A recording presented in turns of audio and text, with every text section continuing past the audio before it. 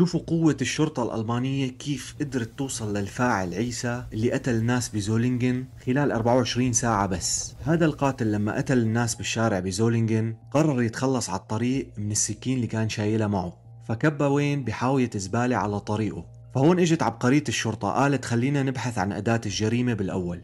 فعملوا حملة بحث عن أداة الجريمة ولقوا أكثر من سكين بالفعل.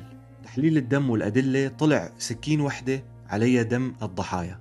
فأخذوا هي السكين شمموها لكلب بوليسي محترف مدرب.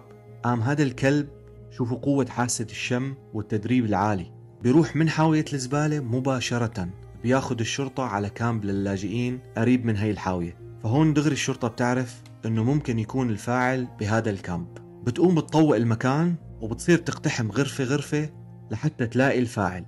من بين هالغرف تعتقل شاب اشتبهوا فيه بسبب مظهره، بس تبين بعدين انه مو هو. فهون هذا المجرم عيسى كان بالكامب وقاعد بغرفة من الغرف، فحس انه خلص ما عاد في مجال وانهم بدهم يعتقلوه. فحمل حاله فتح باب الغرفة، طلع وقال لهم انا اللي عم تدوروا عليه. بتقوم الشرطة هون تنصدم انه شو هذا، بلكي عم يكذب. اخذوه تأكدوا من الموضوع، طلع مزبوط له علاقة بالجريمة، وهيك تم القبض عليه لهذا المجرم.